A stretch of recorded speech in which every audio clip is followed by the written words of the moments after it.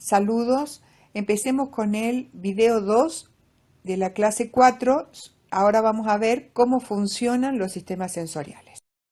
En la clase anterior habíamos tenido como objetivos que ustedes debían aprender a describir las estructuras que integran un sistema sensorial, definir receptores y órganos, clasificarlos, diferenciar ciertos conceptos clave, y hemos llegado hasta cómo se genera un potencial generador. En este caso vamos a ver el proceso de la recepción sensorial, ¿sí?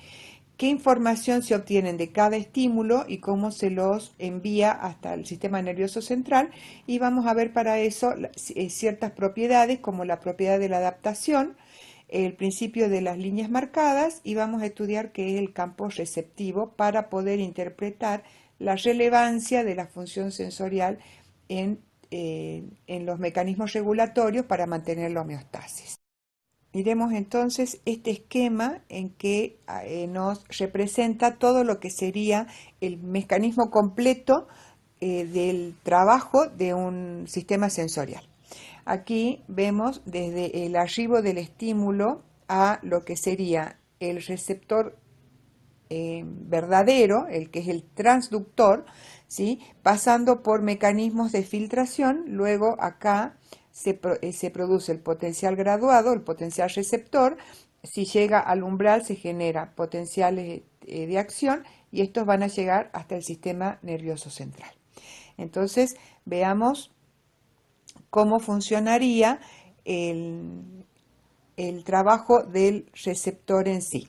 ¿Sí? Para esto tengamos en cuenta lo siguiente: cuando llega un estímulo, cuando llega al órgano, digamos que esto es un ojo, van a llegar varios tipos de estímulos, ¿sí? Puede llegar aire, el viento, puede llegar arena, puede llegar varios tipos de radiación que nuestro ojo no es capaz de ver, puede llegar muchas cosas, y entonces el órgano suele tener mecanismos de filtración: los párpados, las pestañas, las lágrimas, además el humor acuoso, el humor vítreo, todo esto que va a ir filtrando todos los estímulos que no son los que corresponden, y entonces solo va a dejar llegar hasta el receptor la energía del estímulo adecuado, que sería la energía electromagnética correspondiente a la luz blanca.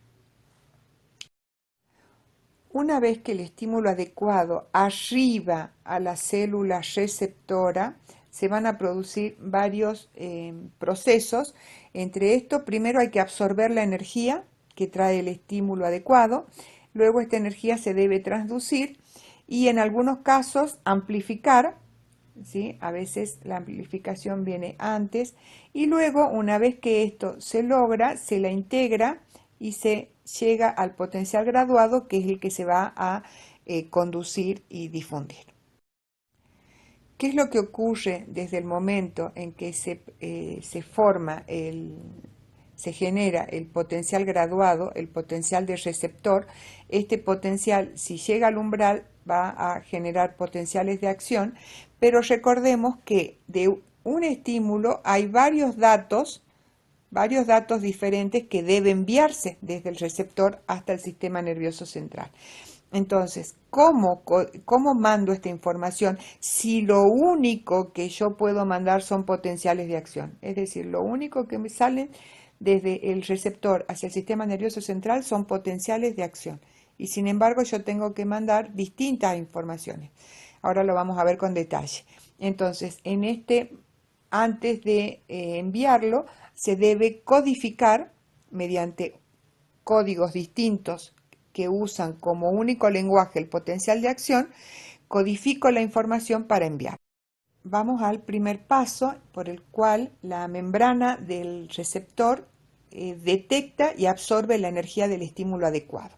Por ejemplo, en este caso tenemos un quimiosensor que va a detectar moléculas químicas, y la energía de esta molécula química se va a unir a un sitio de unión, y esto dispara un mecanismo de segundo mensajero que va a abrir canales, ¿sí? Entonces, en este caso, por ejemplo, son canales de cationes, así que acá se va a formar un potencial graduado, un potencial de receptor despolarizante.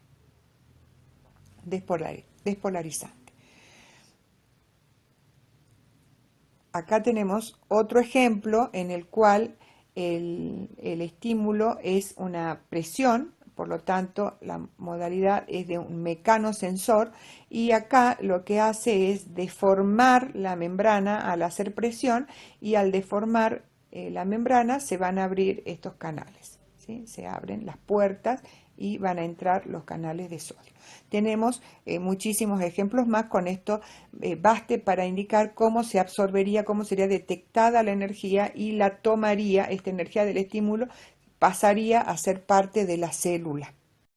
¿Qué ocurre una vez que entonces el estímulo ha abierto canales y tomemos el caso de que se ha despolarizado, se hace más positivo el interior de la célula?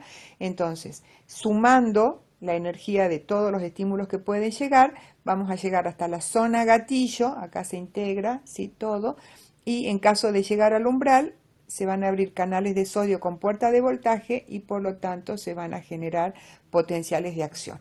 Mientras más intenso es el estímulo, mayor es la amplitud del potencial graduado y más veces voy a disparar, se van a disparar más cantidad de potenciales de acción y más rápidamente. Esto en que la energía del estímulo es absorbida por la membrana y transformada en potencial receptor y luego en potencial de acción, es a lo que conozco como transducción.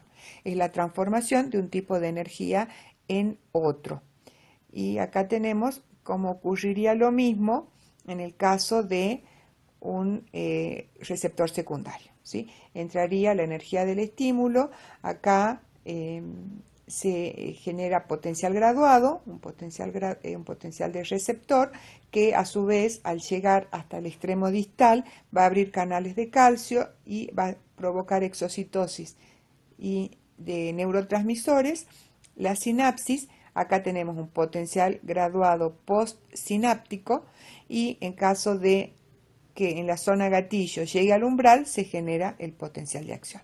La transducción en un receptor primario y en un receptor secundario. En muchos casos, la energía que llega hasta el receptor es muy pequeña. ¿Se acuerdan que en el caso del ojo puede ser hasta un fotón? ¿Sí? Acá una sola molécula para un quimiorreceptor. Entonces, en ese caso, ¿qué es lo que hace el receptor? Es amplificar la señal. Entonces, fíjense cómo lo hacen mediante cascadas enzimáticas, es decir, acá esto va a movilizar un segundo mensajero, pero cuando se activan los ATP, ¿sí? El ATP a su vez no activa una sola molécula, sino varias, que a su vez se van a transformar en AMP cíclico, varias moléculas.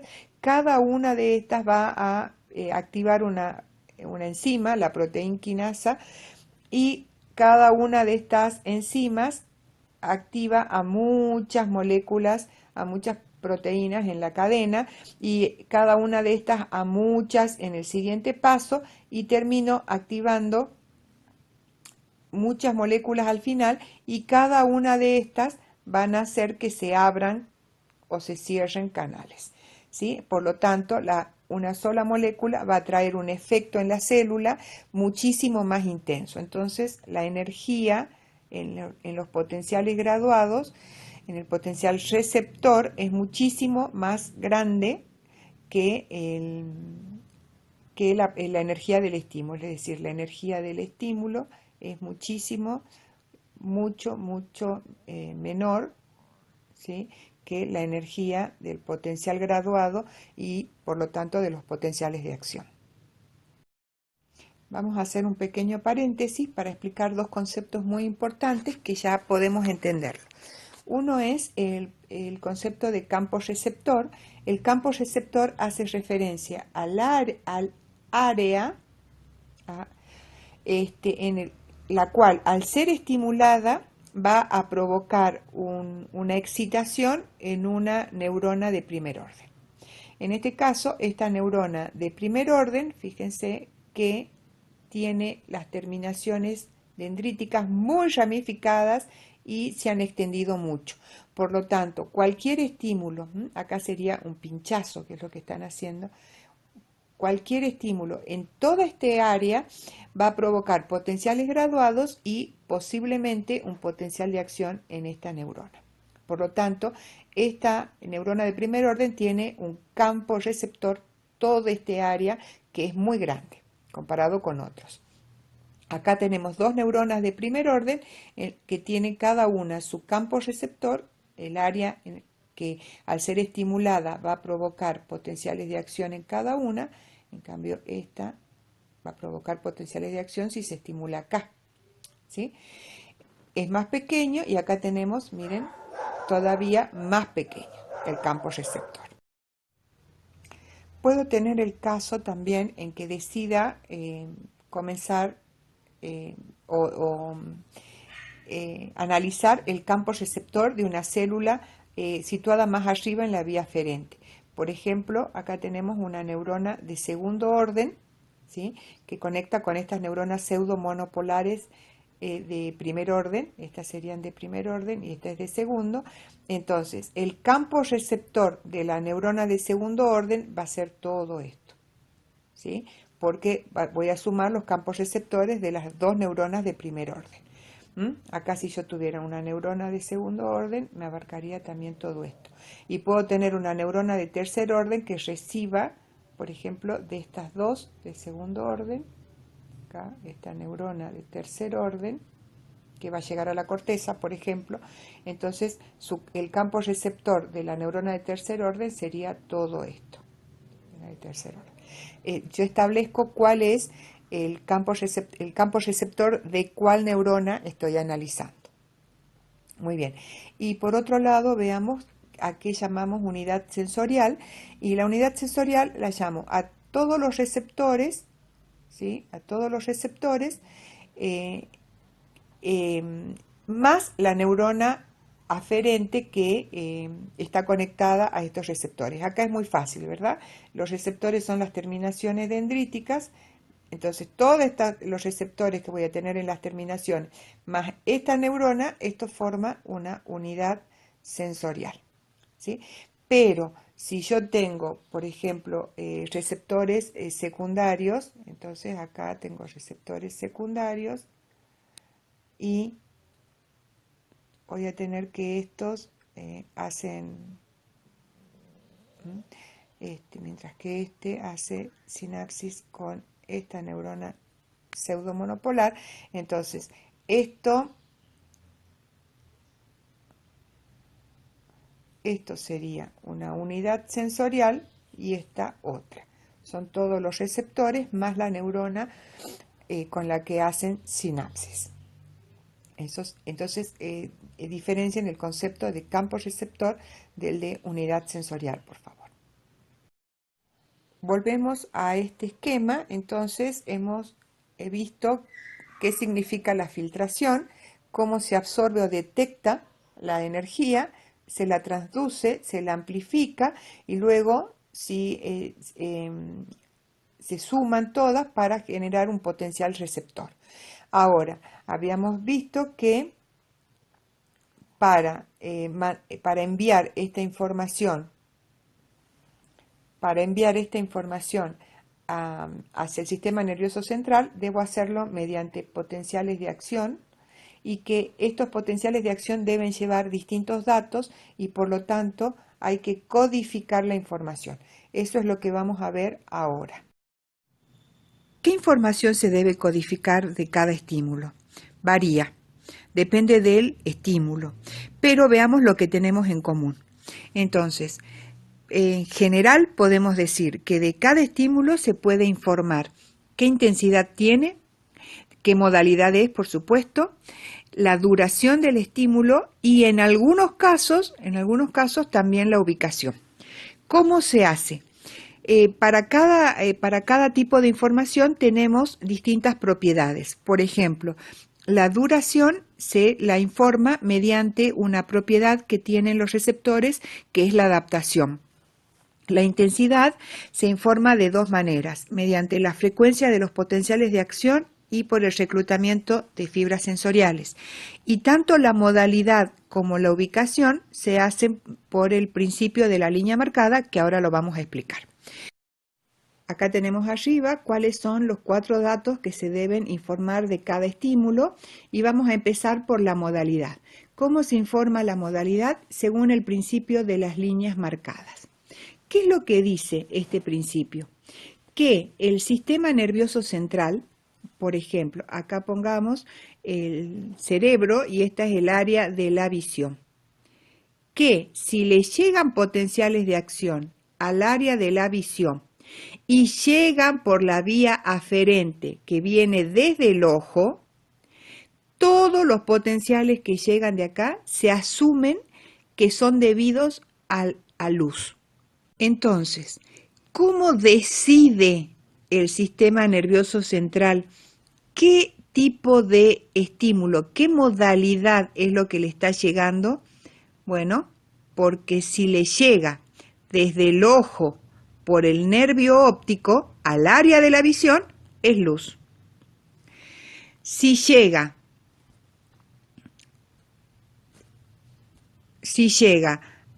al área auditiva desde el oído, potenciales de acción desde el oído, esto es una oreja, ¿sí? Entonces es sonido.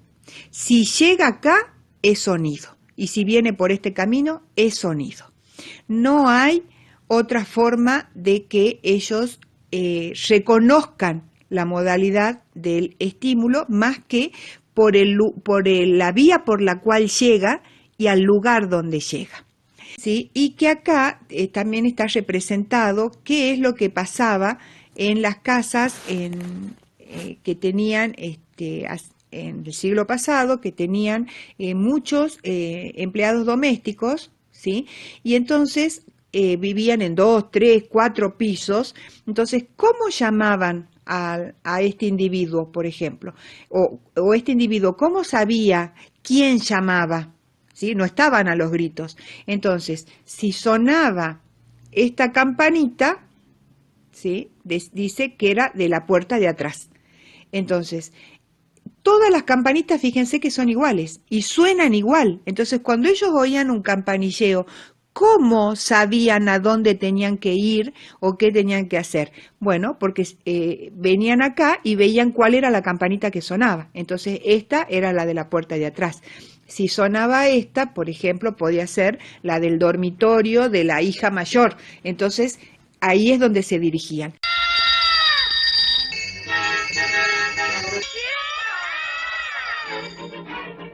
Lo mismo hace el sistema nervioso central. Si suena esta campanita, que es del oído, está llegando un sonido. Si suena esta, que es de la nariz, está llegando a moléculas químicas que tienen algún tipo de olor. Y así es como se detecta o se decide o se reconoce la modalidad del estímulo.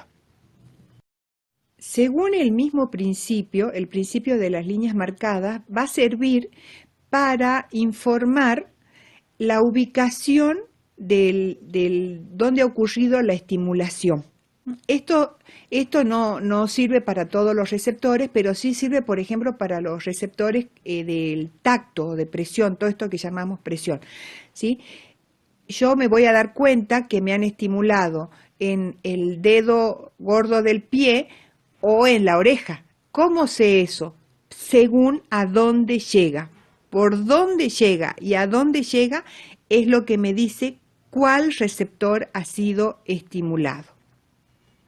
Fíjense acá, tenemos, esto es el área somatosensorial, es decir, a dónde van a llegar los estímulos que son asociamos con el tacto.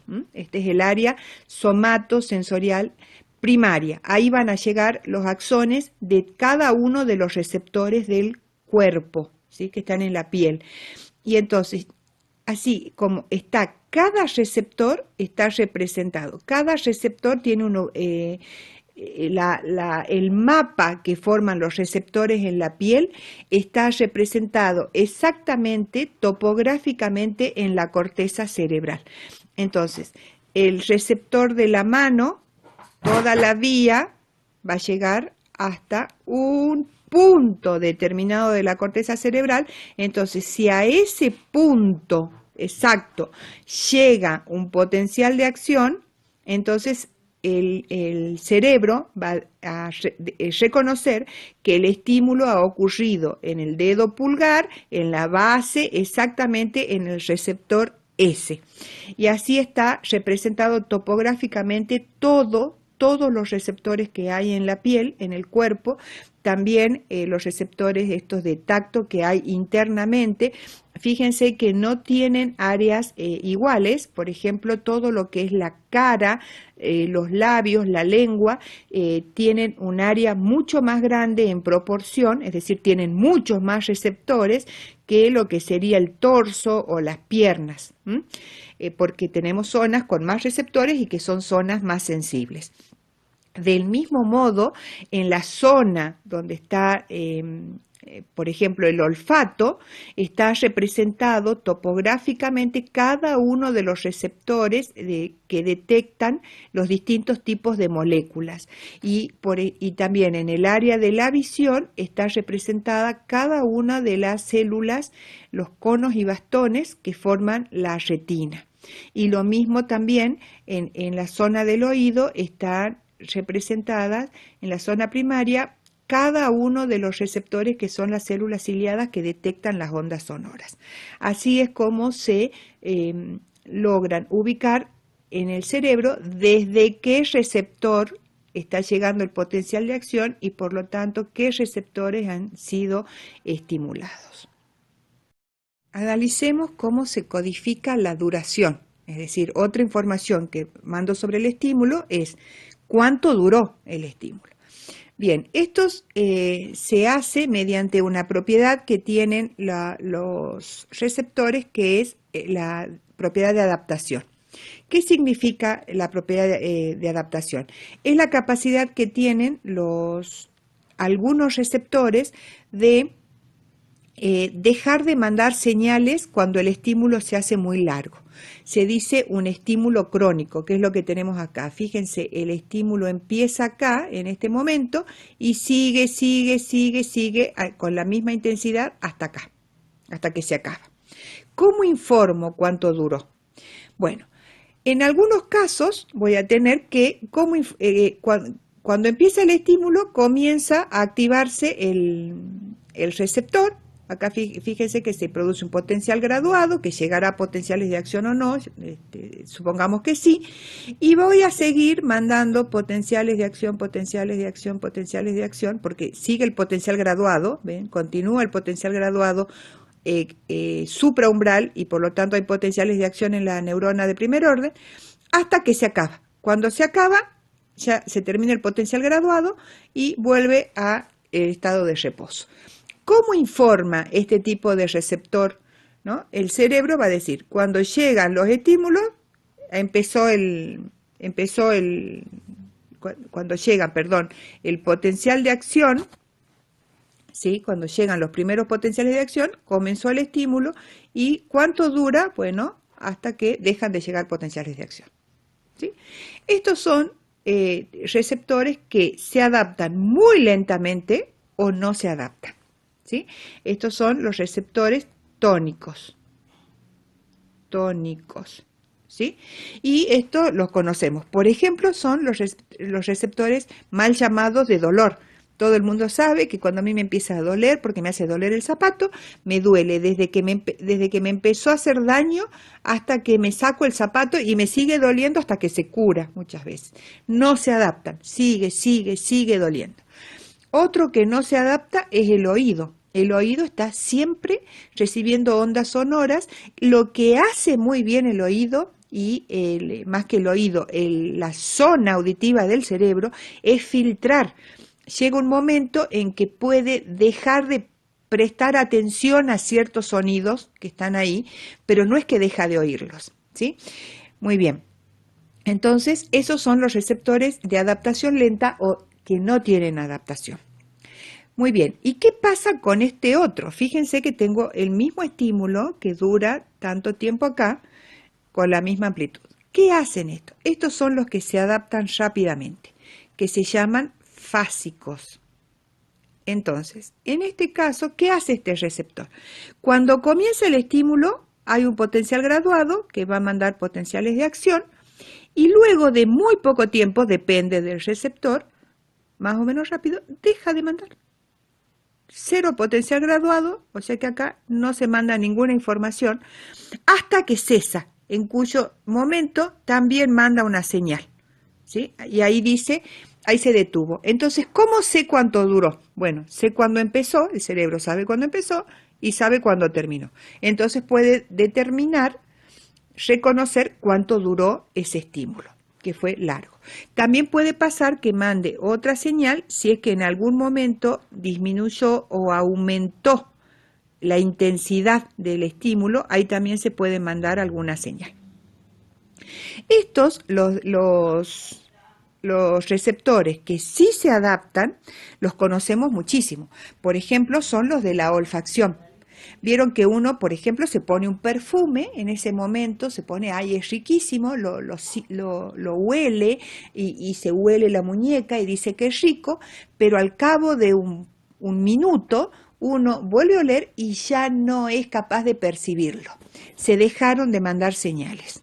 ¿Sí? El olfato se adapta muy rápidamente, en algunos casos es una bendición, en otros no. Otro que se adapta muy rápidamente es todo lo que tiene que ver con el tacto. El nociceptor no se adapta, recuerden, pero por ejemplo, uno se pone una camisa y siente la textura de la seda, del algodón, de lo que sea que se ha puesto, cuando recién se la pone y al cabo de segundos deja de sentirlo. Uno no está sintiendo permanentemente la ropa a menos que le llame la atención. También los termorreceptores suelen adaptarse rápidamente a menos que me hagan daño. En ese caso son los nociceptores. Entonces uno se mete a la pileta, está fría el agua y al cabo de unos minutos está divina, está hermosa, me encantó. Lo mismo cuando meto, el agua está un poco caliente, pero al cabo de unos segundos está perfecta, no cambies nada. También pasa, por ejemplo, cuando uno se pone una hebilla en el pelo, por ejemplo, eso lo saben todas las mujeres, se ata el pelo y que está ajustado, pero no al punto de causarme daño, y uno deja de sentirlo, pero cuando llega a su casa a la tarde, después de horas, y se saca la colita o la hebilla, siente una liberación y dice, ay, esto me estaba tirando, no me hacía daño, pero me estaba tirando el pelo y estuve todo el día con eso y siente una sensación enorme de alivio. Entonces, así es como el cerebro reconoce cuánto dura un estímulo. Si el estímulo es fásico, porque se informa cuando empieza y cuando termina. Y si es tónico, porque se está informando todo el tiempo que dura. Llegamos al último dato que hay que informar de todo estímulo, que es la intensidad. La intensidad, es decir, si es más fuerte o más débil el estímulo, se informa de dos formas. Ahora aquí vamos a ver la primera, que es cuando se codifica la intensidad mediante la frecuencia de los potenciales de acción. ¿Qué significa esto?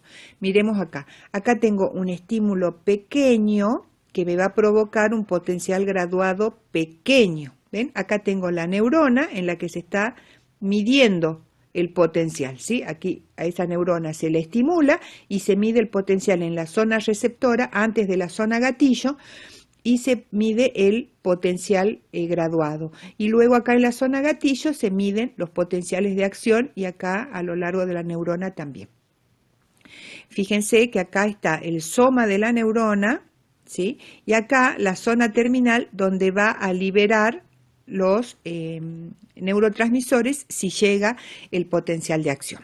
Muy bien, entonces, empecemos de nuevo. Miramos, aquí se estimula a la neurona y entonces se mide el potencial graduado. Como el estímulo es pequeño, en este caso el potencial graduado es pequeño y los potenciales de acción no pueden ser pequeños porque siguen la ley del todo o nada y por lo tanto todas las espigas la misma amplitud. Entonces, ¿cómo codifico si el estímulo es pequeño? Vemos acá, ¿sí? Miremos acá qué es lo que pasa. Acá tengo la misma situación, estoy midiendo, pero el estímulo es más intenso y por lo tanto cuando mido en la zona receptora el potencial graduado es mayor, tiene una amplitud mayor, pero los potenciales de acción siguen teniendo la misma amplitud, no pueden cambiar por la ley de todo o nada. Entonces, ¿cómo le informo al cerebro? Me ha tocado con un dedo y acá, en este caso, y acá digo, me apretó, me pinchó, he sentido mucho más la intensidad.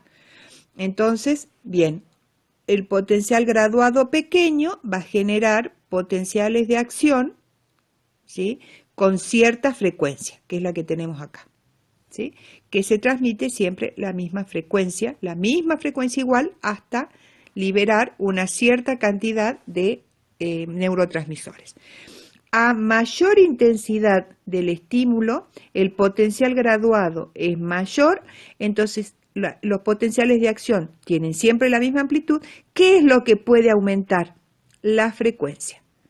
Entonces disparo potenciales de acción más rápido y se conducen a la misma frecuencia hasta el final. ¿Y qué pasa acá? Libero más neurotransmisores para que en la neurona postsináptica también se dispare un potencial graduado con mayor amplitud y se mande el tren de potenciales de acción con mayor frecuencia. Entonces, a mayor intensidad va a ser mayor la amplitud del potencial graduado. ¿Correcto? Eso ya lo sabemos. Y a mayor amplitud del potencial graduado va a ser mayor la frecuencia de los potenciales de acción. Esa es una de las formas en que una neurona informa al cerebro de que un estímulo es más intenso que otro. Mientras mayor es la frecuencia de los potenciales de acción, está diciendo es más fuerte el estímulo.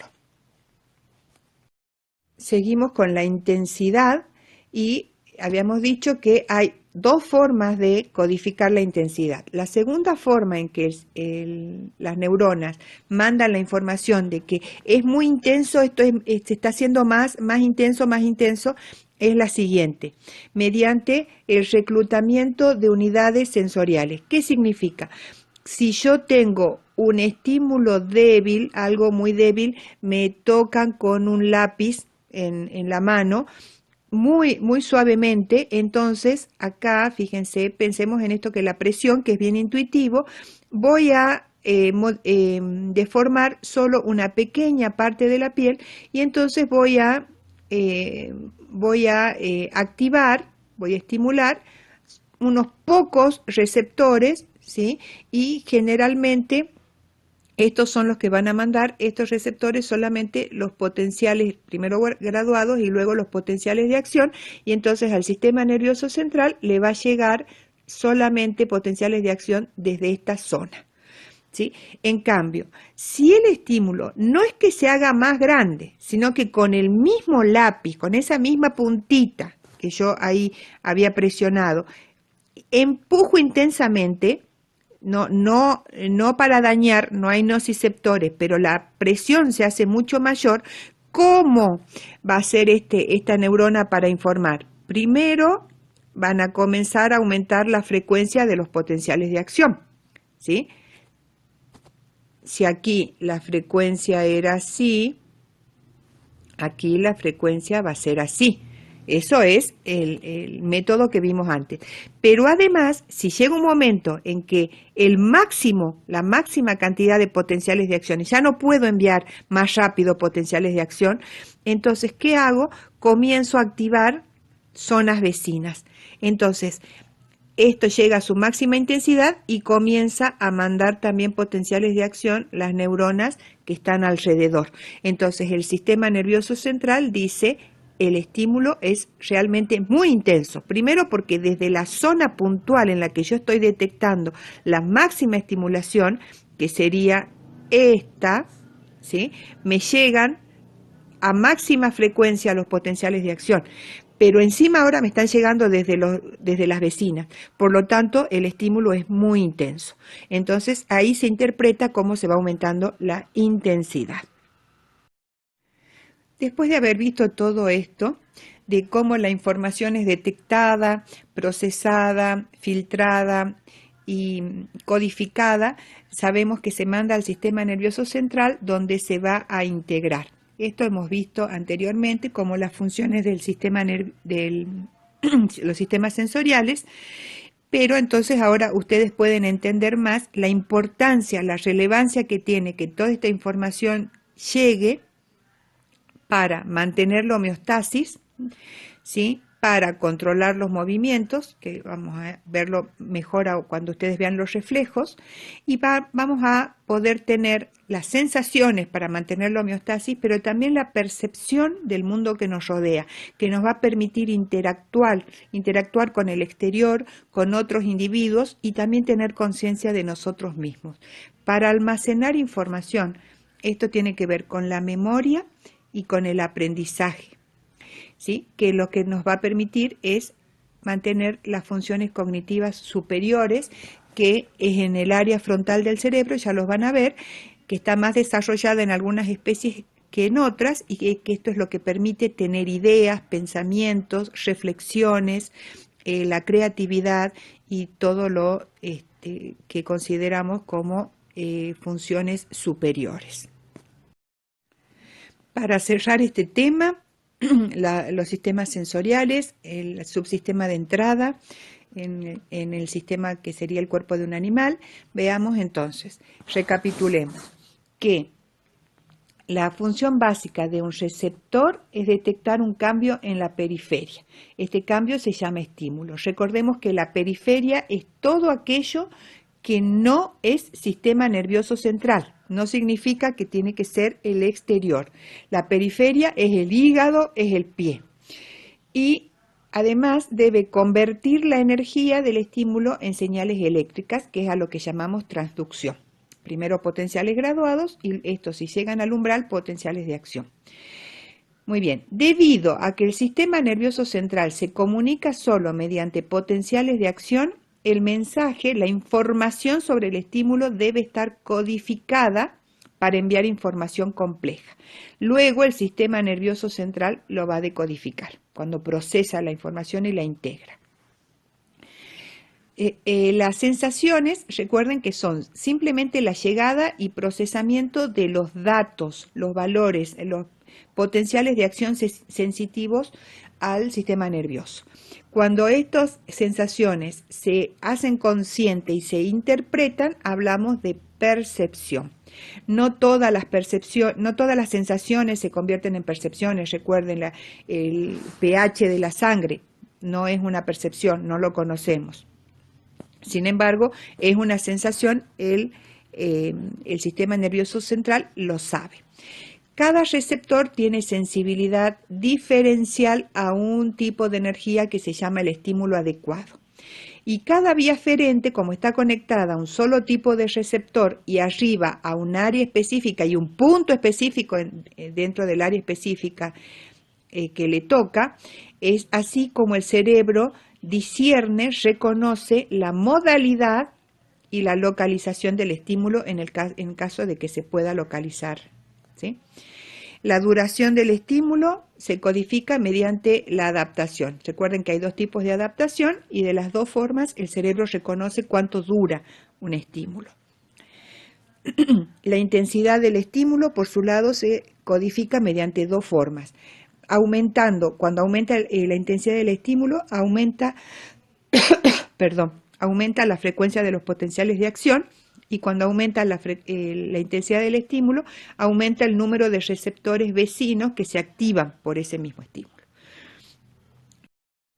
Por último, quiero señalarles que hay formas en que algunos receptores tienen mecanismos para intensificar la sensibilidad, para hacer que sea más preciso, para que la sensibilidad se aumente, que son mecanismos o procesos de inhibición lateral, el fraccionamiento de rangos y la descarga espontánea en algunos receptores que nosotros no vamos a ver. Yo les digo simplemente porque ustedes en algunos casos estudian de carpetas de otros compañeros y van a encontrar estos temas que nosotros en este curso no vamos a ver por ahora. Muy bien, con esto terminamos la cuarta clase sobre los sistemas sensoriales. Hasta el próximo tema.